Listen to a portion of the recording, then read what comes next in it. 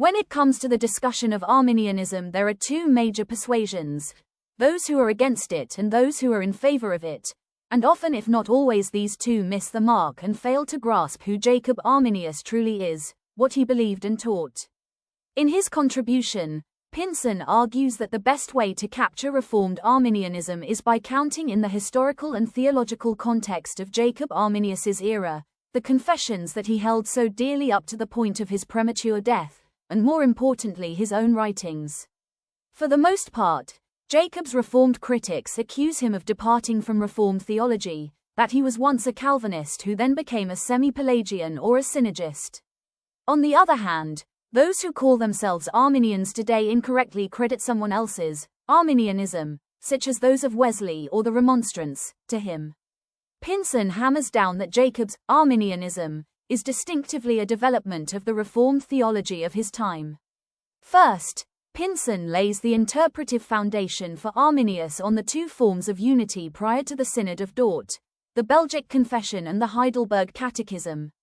As a staunch Dutch reformer, Arminius kept his foot standing on these two creeds. That although Jacob was a student of Theodore Beza, like the majority of Dutch Reformation bishops and religious thinkers, Jacob was not inclined to Genevan predestinarian soteriology, that the Reformation in Jacob's period was not monopolized by Calvinism but was in reality a variety of Protestant traditions, and that on the issue of predestination there was no unified consensus. However, while Arminius did not hold to Calvinism as some wrongly assume, Pinson emphasizes nevertheless that Jacob referred to John Calvin with great esteem. He claims that this plain truth could be seen in the way that he cites Calvin in good light and remains within the boundaries of Reformed orthodoxy in three of his main works: Apology against 31 Theological Articles, Public Disputations, and Private Disputations. Arminius indeed believed and saw himself as a Protestant reformer. Pinson suggests that a thorough investigation of Arminius's writings would render any accusation laid against him that says otherwise to be highly unlikely and clumsy. He argues that this fact can be easily confirmed by any honest interpreter, and made obvious from Jacob's treatments of the subjects referring to original sin, human inability, justification, righteousness, grace and faith. On the issue of freedom of the will, Arminius insisted that human beings are totally unable to draw towards God without a supernatural working of grace.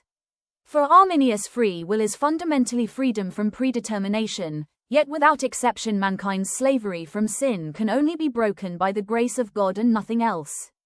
In conclusion, anyone who attempts to get to know Arminius and his theology must do so, according to Pinson, based on Arminius's historical and religious climate, held statements of beliefs, and his literature and discourses.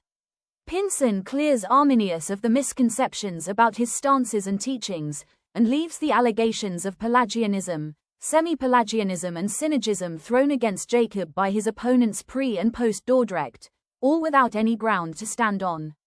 Pinson contends that Jacob Arminius remains as a legitimate product of the Protestant Reformation of his day.